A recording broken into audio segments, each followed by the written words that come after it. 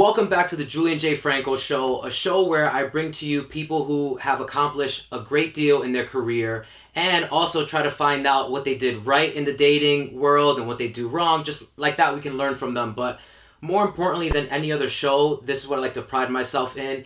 I only want people on the show who actually genuinely want to come on and connect with people and share their pros and their cons, and they're not out just to sell a book or promote some course or program. They're actually here because number one, they want to speak with me, but number two, they want to connect with you, the listener, the person watching right now. They want to improve the world through their experiences and their stories. So Adam Ornelas is no different than that. He is a marketing and advertising expert. He worked on the Whole Foods social and community relations team. He's a social media and influence strategist for Chipotle. He's worked with celebrities like Addison Rae, David Dobrik, and brands like Red Bull and Reebok.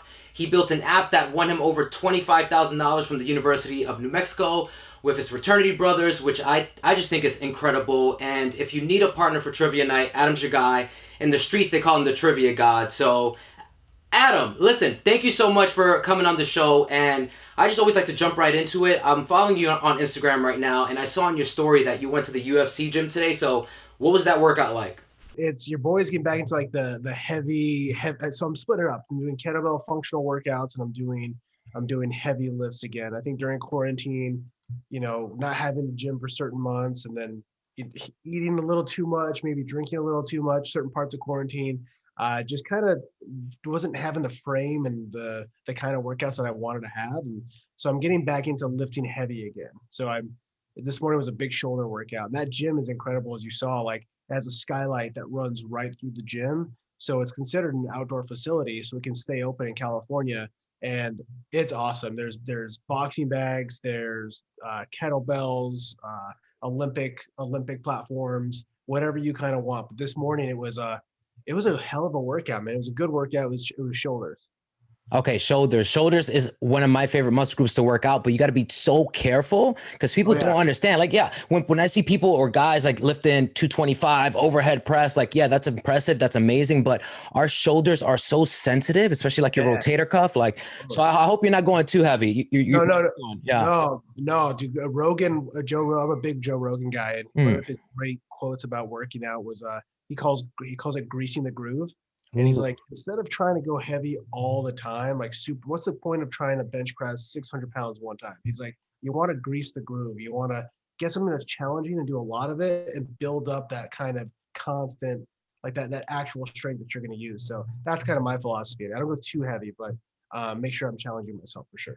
I love that. And, for the people watching right now, they're going to react the same way I reacted. I said, who is that behind you? Because I kind of figured who that was, right? And for those who may not know, I initially, once we started this interview, I'm like, oh my gosh, who is that behind you? Because I thought of the Food Network and, Anthony Bourdain. And I think I watched one of his shows on Netflix now. And I just think he's a fascinating individual. But for Adam to have that person right behind him, that's intentional. Why do you have him there? Man, so I'll go back a little bit. So Bourdain's probably one of the two biggest in terms of like philosophies and just pop culture personas that I love, right? One, and two, you can't see it, but I have two Kobe Bryant pieces of work over here. And just kind of like attacking the day, that Mamba mentality, trying to get better. I love that about Kobe Bryant. And then with Anthony Bourdain, I always say I'm not the most well-traveled, but I'm well-read. And I used to travel to different countries and learn about different cultures and perspectives through Bourdain growing up. I mean, I've seen probably every single episode of his at least 10, 20 times. Like, I'm a huge fan. So my buddy Ryan Kellogg did this for me after Bourdain passed, because I was like, I got to get something. And this should be like my dining room, but because of COVID, this became kind of my office thing. So I wanted him to look over my kitchen because I love cooking. I love trying marinades, spices, like the whole restaurant food experience is something that I love because it's so much more, especially with other people and especially with people you haven't had it with. I mean, old friends and new friends, like getting to know people and change your perspective a little bit and just get to connect over food is one, it's fun. Two, it's sexy. And three, it helps you become a better person, I think. I love your 1, 2, 3. Okay, Yeah. that's fantastic. And one other thing that I've heard you say, Adam, and I have to, start this interview off with that. You said, a great interview is like sex. Yeah. And when I heard you say that, I'm like, okay, I want to bring as much pleasure as I can to the listener currently, Yeah. So why did you say that? Break that down.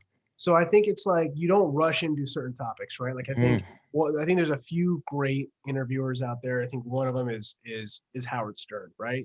Love him or hate him, that guy can bring out so many interesting angles of the people he's interviewing. And it doesn't happen right away. Like he doesn't just try to just go full force into it, ask the hard questions. He kind of warms up into them. One that sticks out to me is James Franco. I think the first time he was on Howard Stern. Adam Levine's another one, but James Franco, he was a little like kind of skittish at first and kind of quiet and he was kind of he knew what Howard's thing was about, but Howard starts talking to him, they start bullshitting and blah blah blah. Next thing you know, James Franco's like, all right, so Lindsay Lohan and I lived in the Chateau Marmont for like a month together, and it was the wildest time, and we were going out and party. Like he completely let his guard down, and I think it's like any good conversation, right? You can't just go 110% into it. You gotta kind of preheat the oven before you bake a little bit.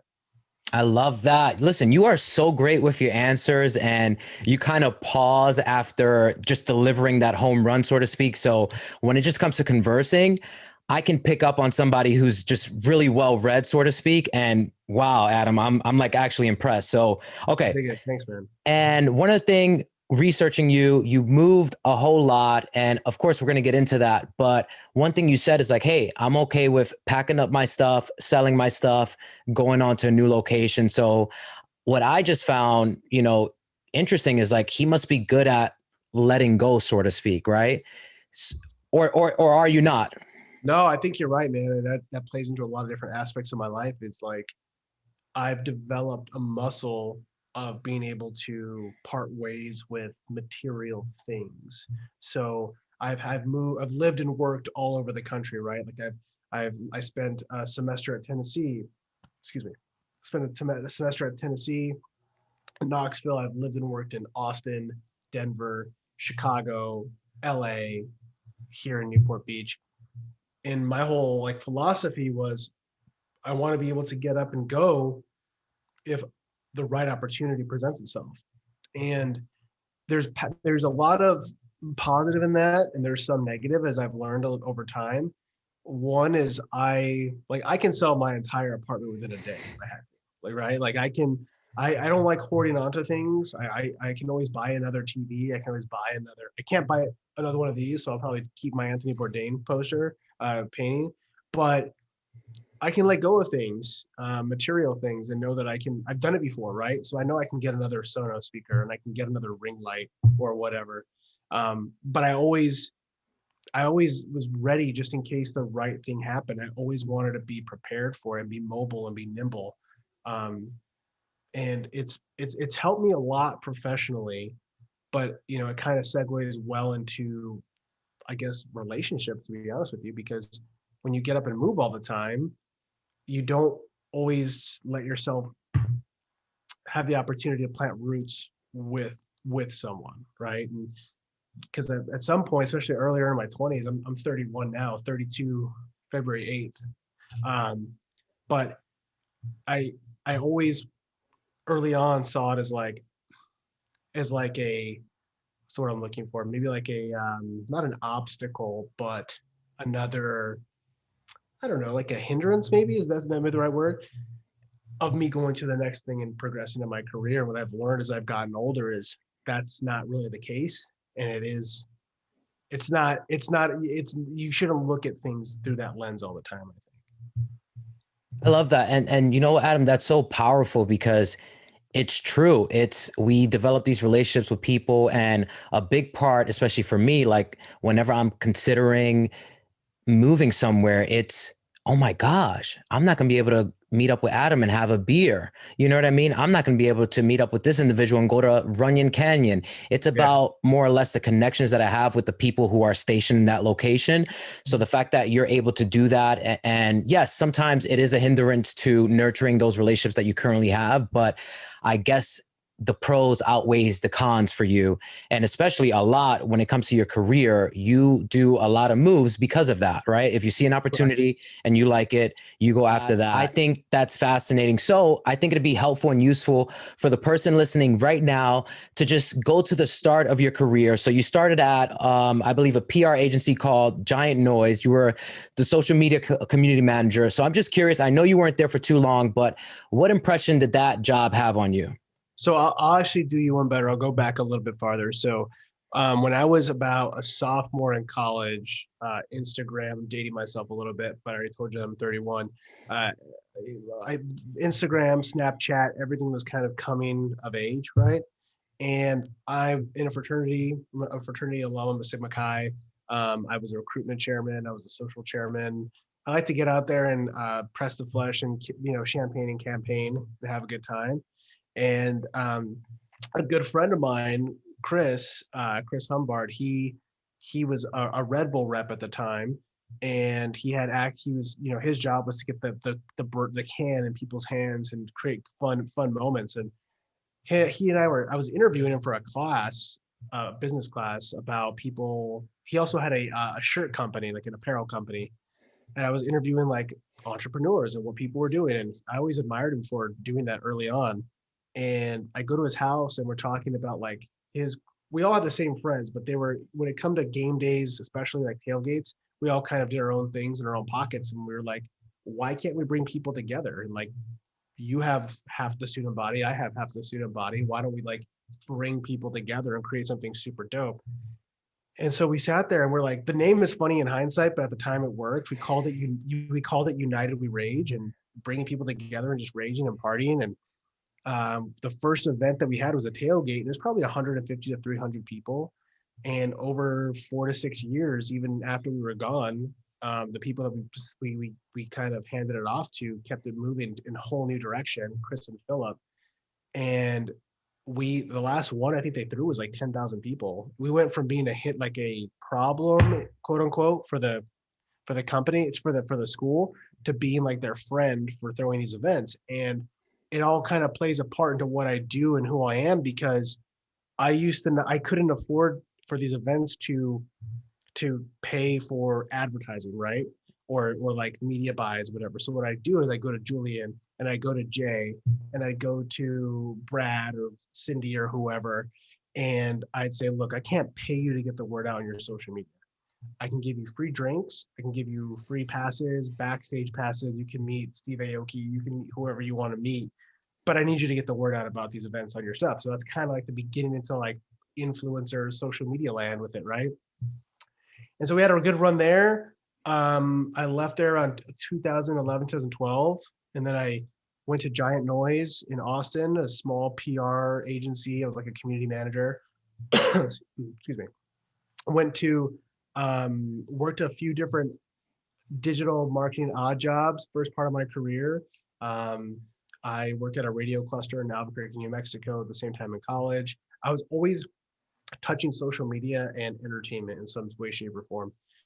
And so I built an app once I came back from Austin with two of my fraternity brothers, Adam and Connor. It was a platonic professional Tinder-ish, if you would, right when Tinder was barely cracking on the scene. So basically it used your geolocation on your phone and tethered itself to your LinkedIn and Facebook to find people in the area who were in the same interest, same profession, friends of friends, and it would link you up with them to create platonic and professional relationships. We won 25 grand for it, took it through the gamut for startup land, found some holes in the user longevity of it, so killed it. Learning how to kill your own ideas is a pretty big thing. I think it's helped me a lot. I've learned to say no to things. And then worked at an agency in Denver, did, like I said, a few more odd jobs, went to worked for a Mark Cuban music and tech company called Recess in Venice under Deuce and Jack, good friends of mine. I was like a marketing activation manager, and it was pretty wild. Like this part of my dad and I always joke that I'm going to write a book, like an autobiography. And he's like, you've done some wild stuff. I'm like, yeah, this part is wild. So like Deuce calls me up and he goes, Adam, I need you. We have a position if you want to come on board. Like we're going to travel the country. We're going to go to 9 college campuses. We're going to fly from LA to Miami, get a like big Rolling Stone, Led Zeppelin style tour bus and take it from the tip of South Beach. I remember picking it up in Coral Gables and driving it all the way up to Boston and stopping at places along the way. And by day, it was like a brand activation summit, like it's traveling South by Southwest. And at night, it was a concert. It was Adventure Club. It was Diplo. It was like a lot. Like I played Mario Kart against Adventure Club on Miami's campus. Like it was a wild time. And that came to an end. The company pivoted. We decided to part ways. I went back to Denver. I was like, I like Colorado. It's close to New Mexico where I'm from. It's close enough, but far enough away. And I joined Whole Foods, which was my first big corporate gig. I always like talking in sports analogies and metaphors and whatnot. And I always consider myself like a linebacker for Whole Foods for the regional office, right? So I did a little bit of everything in the marketing. I was like a marketing linebacker. I was touching events, product launches, store openings, but at the core of it was still that social and partnership thing. And I did that for a while, first for just parts of Denver, then Colorado, then the region, and then Amazon bought Whole Foods. I remember waking up to that, all the text messages, and I got a promotion and I was able to go to Chicago and be part of the 6 people who controlled all of Whole Foods social, right? And I lived next to Wrigley Field. I was just thinking about this earlier. It's my best moment in my sports life because I went to probably 20 Cubs games. I'm a Dodgers fan, but I love just sports in general. And I did that. And then I realized it was a good year and a half, but Chicago is freezing. Your boy's not built for that. And Chipotle came knocking and they're like, hey, we're looking for add a third person to our social team who can handle all of our collaborations and partnerships. And again, kind of being like a linebacker between owned social and partnered social. Would you be cool moving to Newport Beach? I'm like, yeah, like right now, I'll leave right now. Like it is cold here. I will leave right now. And so, and so I did. And that was in September of 2019. And from September 2019 to November 2020, we had an incredible ride together because of COVID and where we sat in the company. We were the digital funnel for everything that the company put out. And it was our social team of 3 and then our agencies, but also our larger digital off-premise team, which was about 10 people. But my main responsibilities were negotiating and ensuring the delivery on items from people like David Dobrik, Trae Young from the NBA, Julian, Zach Ertz. I worked on Tony Hawk projects, Addison Rae, Avani. I mean, you kind of name it, and we touched all parts of that. And I also worked on the Uber Eats partnership with us and Whole Foods. I'm sorry, with Uber Eats and Chipotle. And it was wild. We did about 3 years. It felt like 3 years work in a year because of COVID. But yeah, that was a fun chapter with really smart and kind people. And now I'm kind of freelancing, but also on the cusp of some good news coming out the next couple of weeks. I'm pretty excited about. But yeah, it's been a fun ride so far in the entertainment, social, digital content space. Adam, people won't even believe you're the age that you say you are, number one, because of your vast experience. And number two, because of your looks, man. Are you crazy? You look like you're not anything over than 25, 26. Like, and you're pushing it at that point. You know what I mean? You know, there's that phrase my good buddy Ornelas says, you know, like black don't crack. And I said, yeah, but you can't frown on brown. Ooh, Brown's got a little something to it too. So, right. Thank you. Yeah. I love that a lot. We're gonna go get matching tattoos after this podcast. Yeah. We're gonna get. And yeah, man, wow. Just again, that experience is one thing that I do want to hone in on, I don't place a value on people monetarily, right? So it's like, oh wow, you make this much, so you're this amount of cool, or you're this valuable, or you work for these amount of companies, so this must mean you're really intelligent or whatnot. Because I feel when you do that, you're also saying the opposite, right? Those who don't have the experience or don't make the money, they're not as important or anything like that. I know you didn't really bring that up, but it's important for the person listening right now to not, not get too caught up in, the brands people have worked with or how much money they make. It's about, Right. thank you. It's about the person that they try to be, right? The person they are with their immediate family, with their friends, and even with strangers. That's the highest value in my opinion. So I just wanted to put that out there, but it's also really impressive. So Whole Foods, you and I both, we're like the organic eaters in our family. So that's something we Yes. connected on. I just think that's fascinating. It's what you said, you worked for Whole Foods, not a local grocery store in the corner of this little community. You worked for the Whole Foods, and you're doing partnerships with, big fitness brands like Orange Theory and whatnot. And what I find fascinating is not only are you the person behind the scenes, but your boy Adam is in front as well. Like he's in the videos for Whole Foods and all this goodness. So my biggest question for you is like, how the heck do you go about instilling that confidence in them, or that level of trust that, oh, this guy, Adam, he got this? Like, how the heck do you do that? I think it comes down to, man, like just being a real dude, being a real person. I've seen, there's one thing that, let me go back a little bit. I love people, right? Like I love people. I love talking to people, getting to know people, whether it's over food, whether it's over whatever. Like I think people and the ones you keep around you, and like that makes life worth living. Like that makes life rich, right? Whether it's your professional relationships or your personal relationships, and sometimes a little bit of both. They overcross with each other, but I love people. I've always been that way.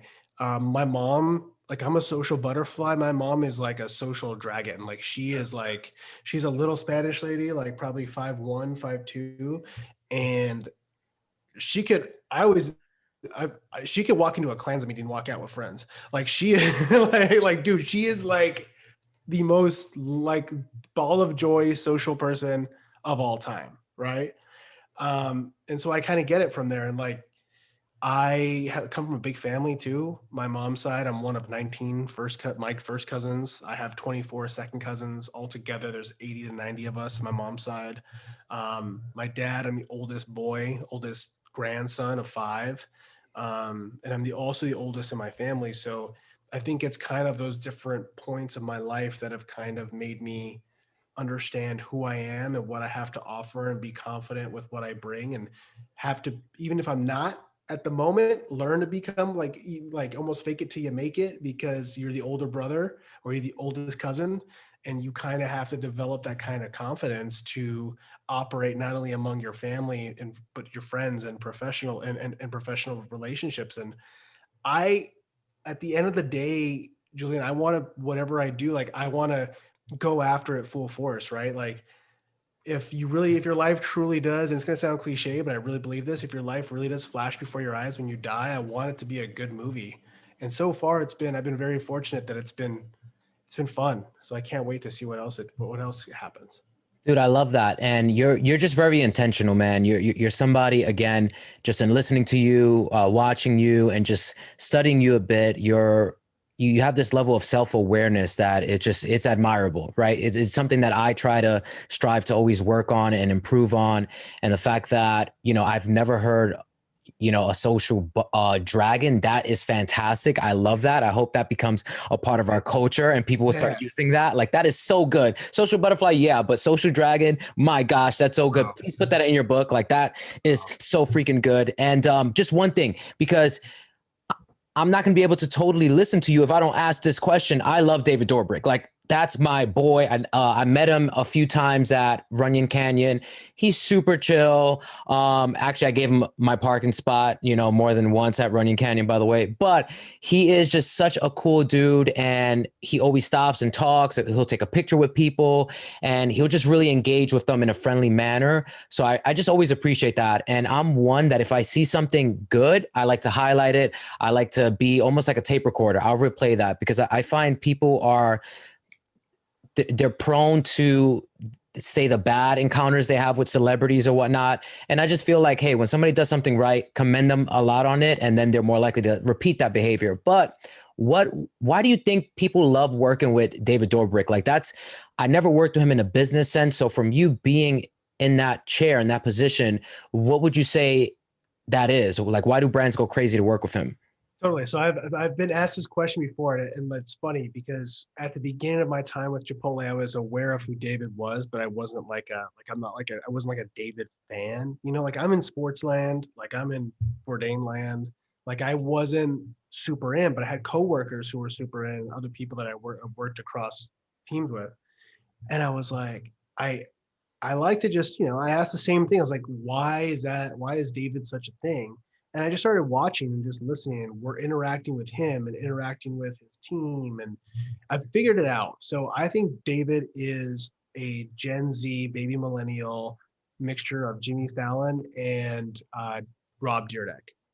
Instead of Rob Dyrdek had the fantasy factory. David has a life that is kind of a fantasy factory wherever he wants it to go.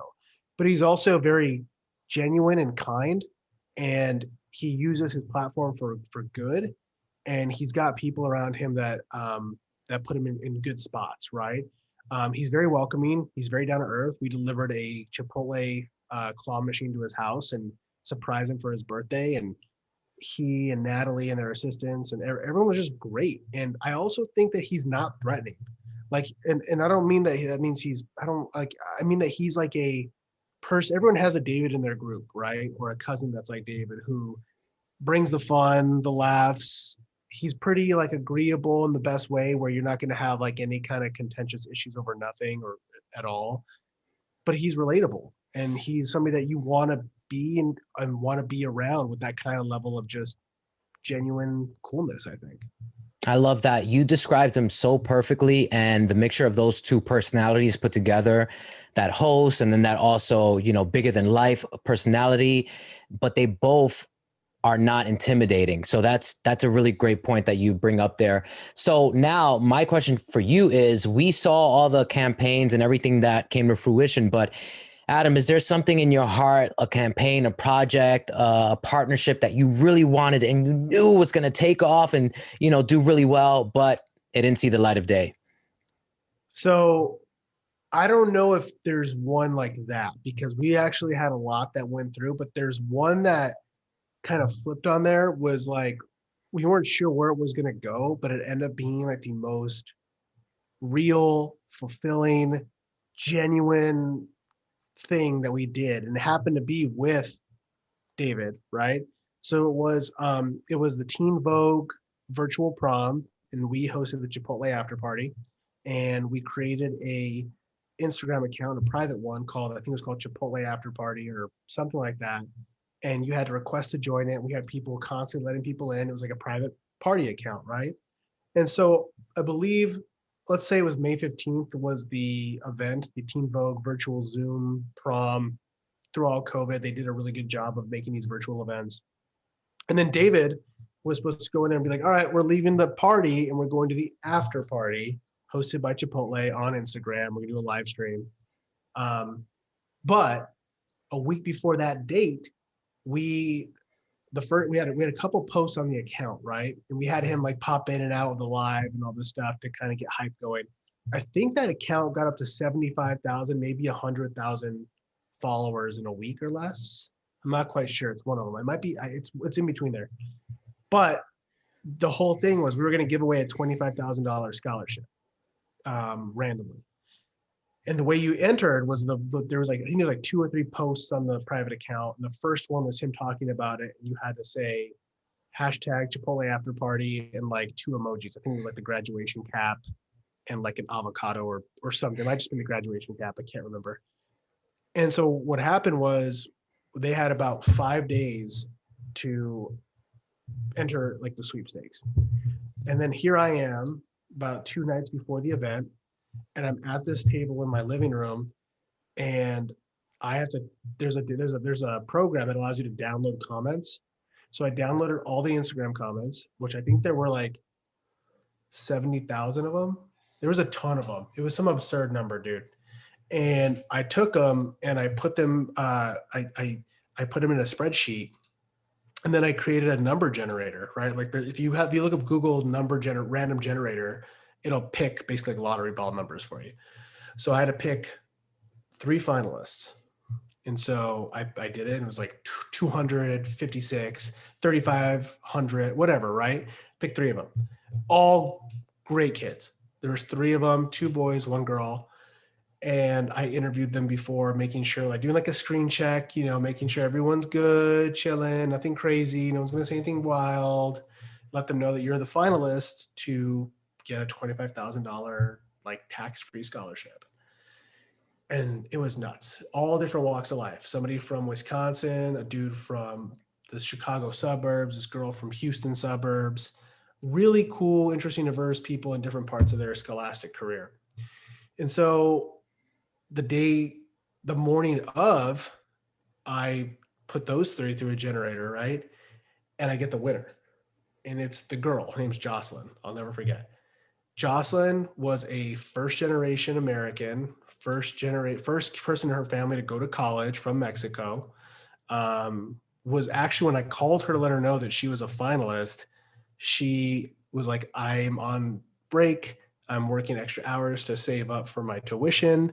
And I'm just sitting here like, oh my God, what are the odds this is actually going to somebody who like needs, like, you know what I mean? Like, I'm like over the moon because this is going to change her life.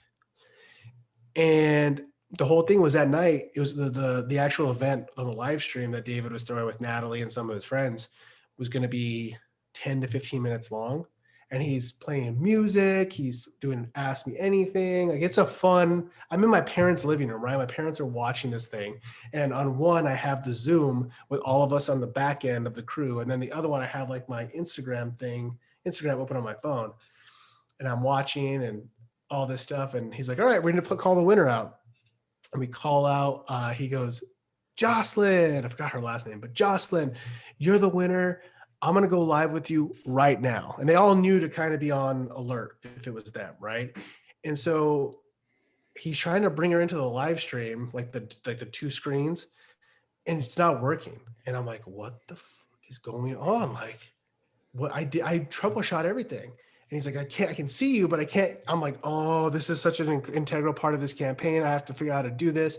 My mom's like, what's going on? I'm like, oh, I know what's going on. We don't follow her. We have to follow each other to open it up. And like, so he's looking at it. And while he's doing it, I go in there and I'm like, I fix it. And I friend her, and it snaps in, and it's like me and you right now, dude. It's like 2, and she's in the car with her mom, and David is talking to her like you and I right now. And he goes, Jocelyn, I just want to let you know that you just won $25,000 scholarship from Chipotle. And she like loses it. Her mom starts losing it. And I'm just like, all the stress, everything was just so worth it. Like, that was so, and he was so good with it, man. Like, everyone was it was somebody who needed it. That's what made it so much better.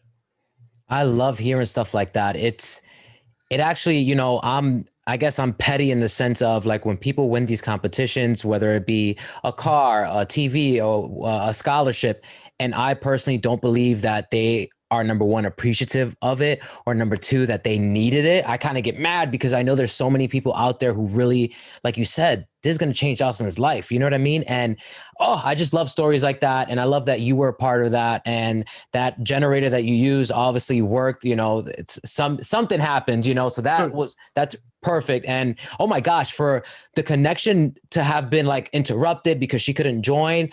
I know it's like everything leading up to that point, and then now I got to face this. It's like, that's the worst thing that you ever want to happen. Oh, dude, you're in the content game. You know what's up. Like, you try to do everything and prepare as well as you can, but there's always that thing in the back of your head that's like, this could definitely, something can happen. Something's gonna Yeah. happen. Yeah. And then the fact that that happened, that's crazy. But the fact that you were able to fix it, that's actually like a big win for you. You know what I mean? You didn't panic too much. You kept your cool. So now I just have two more questions when it comes to like the marketing and advertising.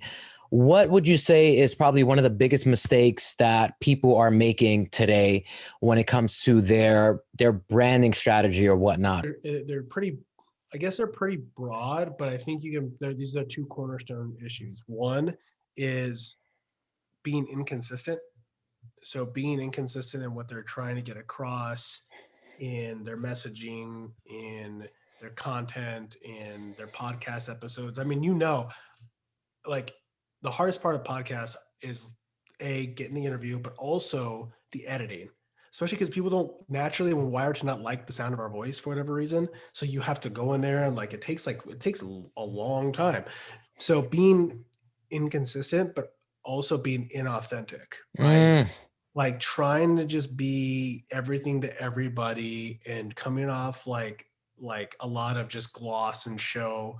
I think that is a massive issue. Just trying to just cop on to whatever's hot and not staying true to who you are. Those are probably the two biggest things when it comes to building not only your brand, but also, I guess, whatever your passion project or your business is.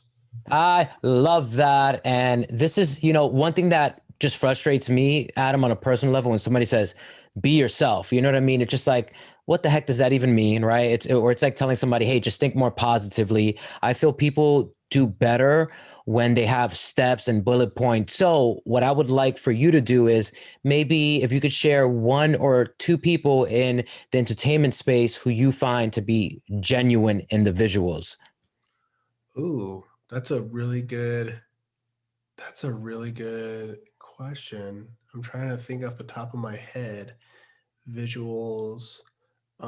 Okay, I'll give you one that I think it's going to be polarizing, but the entire Barstool network and what they're able to do in terms of content and scale, and they're kind of Teflon themselves from a lot of criticism really sticking because they're just themselves. They're like, if you don't like what you see, then change the channel.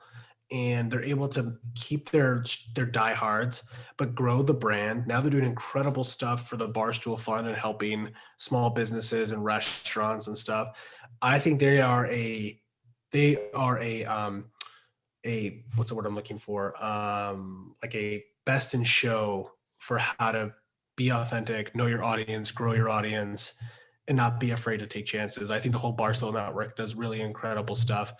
And in other ones, I'm trying to think. I'm always online, so how do I not know this? Who gets their vibe? David definitely gets his vibe. Um, you know, I think on the flip side to that, I think there's a lot of people in the TikTok space that are one trick ponies, if you would. And they're the ones who are hopping onto anything that's cool and trendy. And it's working for a little bit, but I don't think it's going to work for a long time. And I think people are pretty hip to that. There's a difference between a fad and a trend, right? And I think that you can see that with people's content. Dude, 100%. Thank you for answering that on the spot. And I'm in total agreement with both of your points there. Now we are going to get into the relationship aspect of the show. And you're a person that I was really excited to speak with because, again, you care so much about relationships. Like that is a priority for you. And it really does show. And I've heard you say life is all about really who you know. And being that, I find that to be truth. Like if there's one thing I know to be true, it is that statement that you just said. So now in this current situation that we're currently at, where people are staying home more, where people are wearing masks, when you're covering your facial expressions, you know what I mean? Like before language, we had facial expressions, right? So when somebody smiles at you when you're walking down the street, or if somebody's, angry and they have their face all squished up and tense, maybe not to engage with them. So the fact that we have to wear masks is so much harder to gauge, when there's an opportunity for a good social connection or whatnot. So my question to you, Adam, is how can we start developing more relationships or meeting new people during this time? Yeah, for sure. So two things. I think that a lot of I was actually having this conversation Thursday night. I have a Thursday night happy hour that I've been doing since quarantine with about 10 other marketers, from Aviation Gin to intercontinental hotels to Visa to the Rays to Disney. And we get together every Thursday night, 5:30 p.m. Pacific time. I sit right here and we have drinks and talk about marketing and life and break good news, bad news, everything, right? And that kind of ties into the whole thing of like meeting people to the quarantine and all that. But one thing we were talking honestly, we were talking politics the other night, and we've got people in there from all makes and models, backgrounds, ethnicities, political views, everything, right? And I said, you know what I really think is the problem? And it's going to be more qualitative than quantitative, I think, is for over close to a year, we haven't had those moments of going to dinner with friends or dates or old friends, new friends, how you doing, traveling as much. We haven't been exposed to new perspectives as much, and we haven't been challenged as much by people we respect or by new people, right?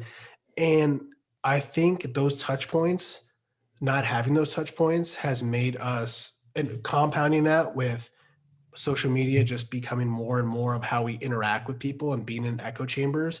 I think that's a reason why we've seen a lot of political divisiveness amongst people and the inability to connect and be reasonable with one another, and just become more and more polarized because we're living in these digital echo chambers, even analog echo chambers, where you only hanging around the same 10 people, right? And they probably, for the most part, think like you. So you're not getting you think everything is like that, and it's not. And it's making you harden to the other. You become more, I guess, standoffish to other ideas because in your own head that they don't exist because that's not what you're seeing. So I think it's been very challenging, not just from a friendship, platonic part, but also a romantic dating part, because everything's becoming so polarized. But I think there are ways to connect with people. Like I said, that group is a perfect example. We all met on Twitter and we just started talking. We have group chats together, and we have group chats within group chats. And I've met probably 3 or 4 of them in real life since then. And I've met women that I've talked to throughout quarantine through Twitter and through these different, everything starts digitally, and you end up figuring out who you want to spend real time. If you only have so much time, you have to be careful with who you spend it with. It kind of figured itself out really quick, I think. No, 100%, because everybody's under the microscope, so to speak, now. Now, as far as, I just want to piggyback off something you said in the very beginning when we were talking about your ability to let go and start over, to sell the speakers because you can buy a new one. But the only thing that you focused on was the hindrance of maybe nurturing your relationship. So when it comes to your career, Adam, listen, you've had the career of a 65-year-old man. You know what I mean? I don't know how you did it in that short period of time. It's incredible. But as far as your dating life goes, how would you share that? I think I've only had about 4 or 5 real relationships in my lifetime, from starting from 19, 20 to 31.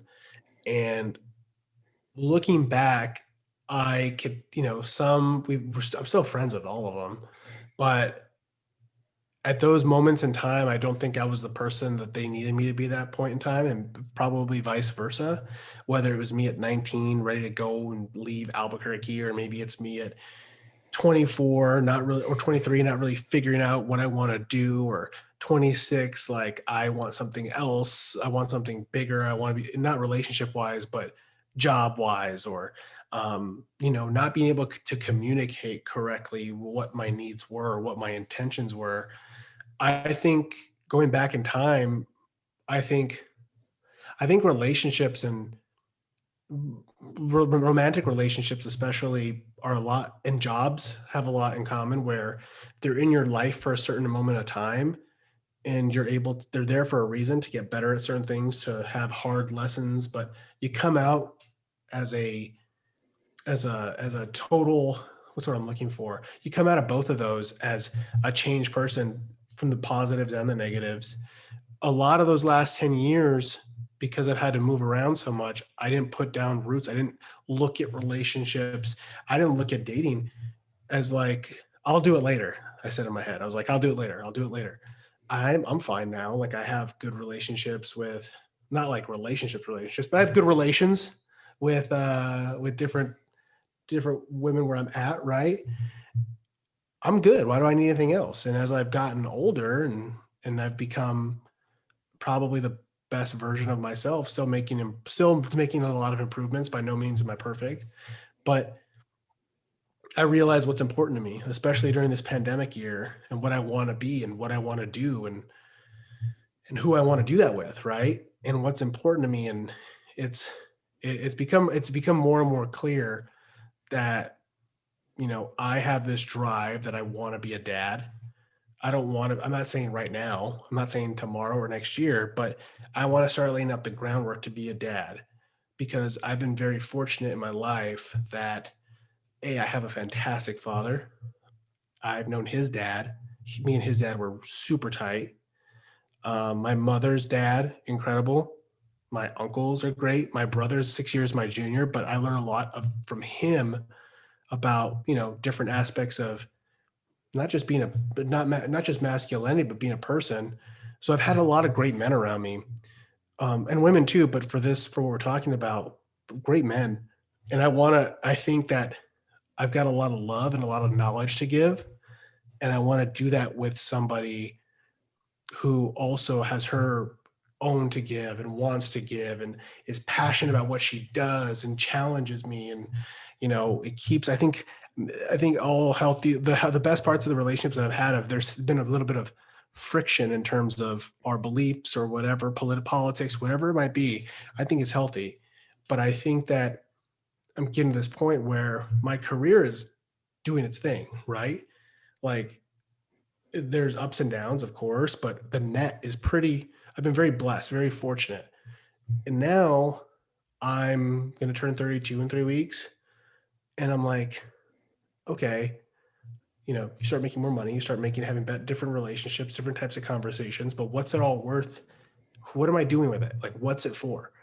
And that's why when we started talking on LinkedIn, I was like, you asked me what I want to do this year. I'm like, dude, I want to date intentionally and I want to help people as much as I can. Like that's important. I mean, I want to say that shit, whatever I'm feeling, I want to say it with intention and say it with your chest, right? And just put it out there. Like if I like someone, I'm going to tell her at this point, because it's like, life's too short to just play wishy-washy games and all this bullshit. And I've done it, dude. I've done it. I'm not just saying this to hear myself speak and sound, you know, people get like, I've been a toxic person. Like I've done all that shit. And it's like, I don't think it's sustainable and I don't want to do that anymore. I don't want to do that anymore. And I want to live intentionally. My good friend Scott, actually, so you'll love this. My buddy Scott, he's the one who put me onto Jay. And he was like, you got to get into this whole kind of part of the digital universe. It's like spirituality and self betterment, but not religion, and like modern and cool and like, right. All the shit you guys have been doing. And him and I have the deepest convos, man, about like living intentionally and doing shit that we want to do and like being vulnerable. Like I think, you know, there's this whole thing. And like a jet. Yeah. I live in the in the way of the plains. Oh, that's awesome. So there's this whole thing of like, him and I talk about just being intentional with our words and putting things out there. And I think there's something sexy about vulnerability, I think. And not just saying that when you show up, but when someone shows it to you. Like if you're being a real motherfucker and you're being raw with stuff, that takes a lot more spine than not, right? Anyone can be like wishy-washy and like toxic and like my roster and all this shit. Like we've all done it, right? But when you're keyed in on somebody and something that you're passionate about and you say it with your chest, even if it doesn't turn out the way you want, you know that you're capable of it. And I think it opens a lot of doors and changes perspective in relationships, but even beyond that. I love that. Okay. Whoa. My gosh, that was a lot, but I can definitely see that you've been reflecting a lot. You know what I mean? Like, you know what you Yeah. don't want to do anymore. You know what you want to do. So if you can just condense this, right? Like through your past relationships, I believe you said about 4, um, what's something that you no longer want to bring into your next relationship, right? Like the things that you felt caused those relationships to probably end abruptly or just cause friction that wasn't necessary. What are those things that you want to just weed out of your life moving forward? Procrastination and being indecisive. So I think that throughout my life, I am a pro when it comes to being under pressure and getting things done and wait. Like, I can do this later. Like, I've always been street smart enough and having the wherewithal to pick up most things. I think to like, I can wait till later. I'll do something else that I want to do now, whatever. But I think that kind of procrastination has put off a lot of things. And it's stuff that I've had to figure out, whether it's getting my apartment ready, like, taking a step out of my shoes and what makes me comfortable in the moment and putting myself in a position that allows me and my personality and who I am shine the way that I think it should and could. So the procrastination aspect, doing stuff a little bit quicker, and then being indecisive, I think, in those moments in my relationships, a good chunk of them was me being indecisive and not knowing that what I wanted and not, or maybe I did, I just want to say it, but being decisive, yeah, in how I spend my time, what I put my care into, what's important to me, and making decisions on it, because I'm decisive in every other part of my life. And I think that I haven't been historically in relationships because it's easy to push it off, right? And I think those two things are probably the biggest thing that I've shed as a 31-year-old man, probably in honestly, the last part of the last 2020, during quarantine, you have a lot of time by yourself to reflect. And so that's kind of where it started, was early on. But those are probably the two biggest things, is the indecisiveness and procrastination. Like I said, your level of self-awareness and intentionality is definitely showing throughout this whole episode. Now, just to wrap up, the last question that I have for you before we move into our final 2 segments is, Adam, one thing that I love that you said is that, you have this drive to be a father. You and I, we both share that. I think there is nothing more beautiful than having a family of your own. And you have such a great relationship with your family, which I know you're going to bring that into, God willing, your own family. But what do you think will make you a great father? I think it's the I think it's the examples of great fathers and great grandfathers and I've known 3 generations before me, and that's rare, right? And seeing what it takes to be a good man, and seeing what even in their flaws, what not to do, right? But as a whole, I've had very good examples of good men in my life, and I want to be able to bring those best characteristics to my kids and my wife and me as a human, right? I think that, and my my mom, since I was a kid, was always, she's like I said, she's the social dragon, but she was always very, she's super open-minded, right? She's like, I don't care who you love as long as I love you, and you are doing what you want to do, and like, like, we want you to be happy. And that's wild, right? Like, especially growing up, like, like I said, I'm 31. So when I was like 5, my mom was telling me this. She's like, I don't care who it is. I don't care, black, brown, white, if you're men, whatever your thing, as long as like you're happy, right? And I want to be able to bring that sense of like unconditional love to my relationships, both with my wife, my future wife, my girlfriend before she's my wife, but also my kids. And I think that those things, and being, my dad's like this, my papa was like this, my mom's dad is like this, a lot of my uncles, but like being that rock. My dad, his name's Eric, and when he was younger, he looked like Eric from Little Mermaid. He's a former Marine, big, he's a big motherfucker, and jarhead, all this stuff. And to me, growing up, he's always the rock. Even to this day, he's been the rock of the family. Like when it's hard, you can go to my dad. When it's good, you can go to my dad. And I think that I've seen enough of that in action that I know how to give that and show that support and be somebody that when you need to grieve, I'm there. When you need somebody who to celebrate with, I'm there. If you need to have hard conversations, to not be judged, I'm there. And I think those are the aspects that make me want to, that I think I'll make me a good partner as a boyfriend, as a husband, but also as a dad and a granddad and a great granddad. Dude, that is just beautiful, Adam. And again, I wish nothing but that for you now, just knowing that you want it so badly.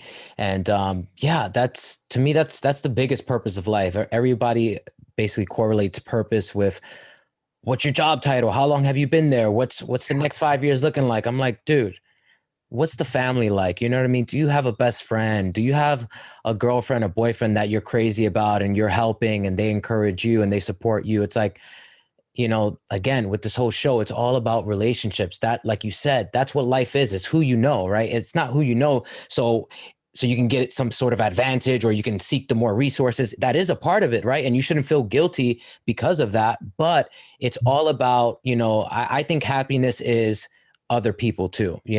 We get so focused on self-reflection, Adam, lock yourself in the room for, 10 months and then come out, then you'll be healthy. I think we become healthier through our interactions with others. It expedites the healing and, the transitions and whatnot. But Adam, thank you for that. We got 2 more segments. So ladies, hold your horses. At the end, Adam is going to give his info. You can send your applications in at that point. So right now we got the fill it in segment. So But you can find me online at Adam Ornelas on LinkedIn, Ornelas, on Twitter at the Adam Rae. It's spelled TheAtomRay. And the same for Instagram is the Adam Rae, TheAtomRay. my favorite beer, hands down, is Favorite beer, hands down, is, it's a trick question. I'll tell you in a minute. But I like a good just Bud Light, because I have a hop allergy, so I can't drink heavy beers. So I used to drink them a lot. I used to write about heavy beer, like good craft beer, but I can't drink it because I will get like sick. It's like an allergic reaction. great innovation begins with. Great innovation begins with being fearless and not being afraid to be wrong, and being fearless, not being afraid to be wrong, and to push the envelope. Being a great friend starts with selflessness, helping people when they can't help you necessarily, seeing the good in people, and doing the best. It's the golden rule. It's being the best, treating people the way they want to be treated. You want to be treated on your best day. Amen to that. And then I am very proud of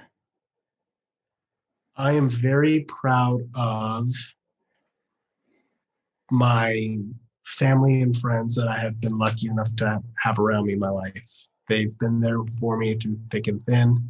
They've helped me mold myself into who I am and what I want to do. They've supported me with what I want to do. I have been so fortunate to have great people around me. And my biggest turnoff in a relationship is closed-mindedness. So if you bill yourself as an open-minded person, all this, blah, blah, blah, blah, blah, but like you aren't really willing to hear other opinions, not just politically, but just anything, and you just think your way is the right way. Oh, dude, closed-mindedness is like the fucking big, there's 2 actually. That and bad communication. That's like a pet peeve. That's like a pet peeve of mine. Like, we don't have to talk all the time, but like have like a meaningful, like, come on, like you're an adult. Like those are the 2 biggest things. Oh, I don't want to get off on this tangent here, but that frustrates me so much when somebody's, oh yeah, I'm well learned and, I'm open-minded. But once you say something that triggers some sort of like, defense mechanism within them, they kind of shut down, so to speak. So again, I agree totally with those pet peeves of yours. Now, if I wasn't in marketing, I'd be writing books and screenplays. So I have a 3-part trilogy, sci-fi fantasy trilogy that I have notes on. I've written 30 pages of. And like, I just need to sit down and do it because I think it has legs. And I've told it to people and they say it has legs and not just bullshitting me. So I'd be writing screenplays. I'd be writing books. I'd be chilling, collecting royalties on the movies that my books make. Dude, you're a beast. If you ever want to share it with some new fresh pair of eyes, I'm raising my hand. Now that was excellent. So now it's the final words segment. So we're just going to answer this one sentence. The biggest compliment someone can pay you is? The biggest compliment someone can pay me is being honest and real. Real recognizes real all the time. So I would say real recognizes real. So stay familiar. Like just try to be as real as you can all the time, right? And be honest. Like what you see here talking to you is who my mom sees, who women I date see, who my friends see. Like just be consistent. Obviously slightly different versions depending on the moment and whatever, but like just be a real human and be honest. Okay. And what currently brings you the most joy? What currently brings me the most joy is, that's a great question. What brings me the most joy is, it all comes back, man. It's all the same thing. I'm not just saying this, is quality time with friends and family. Like when I was in my early 20s and I go back to Albuquerque, New Mexico, and I, as soon as I got there, I'd be going out and going to parties and bars. And obviously it's different now, but even if it wasn't different with COVID, I wouldn't be doing that same thing.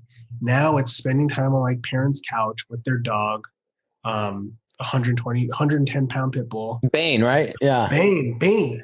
Who's just a teddy bear, and just watching movies, watching Ocean's 11 for the 900th time, or John Wick for the 900th time. Just quality time with the people that I care about, who care about me. And what's something you wish you knew earlier that would make your life easier? Student loans, anything about loans, anything about credit. like I had to learn that stuff hard. I had to learn it the hard way in my 20s, man. Like, cause I was like in my early 20s, just taking out loans and credit cards. And like, that would have probably helped with a few things. So I think knowing the whole financial system earlier on would have definitely been a welcome solution to certain things. Right. I joke about this all the time, but like, yeah, whenever anybody talks about budgeting or Excel sheets or accounting, that's when you lose me. You know what I mean? I'm tapped out at that point. I'm like, I just want to remain a people person, nothing more. Now, your final question, and I know this one you're going to enjoy because of who's behind you and what you shared earlier, but we fast forward to your very last day on Earth, Adam. This is your last day, and you can have one final meal. What's going to be on that plate?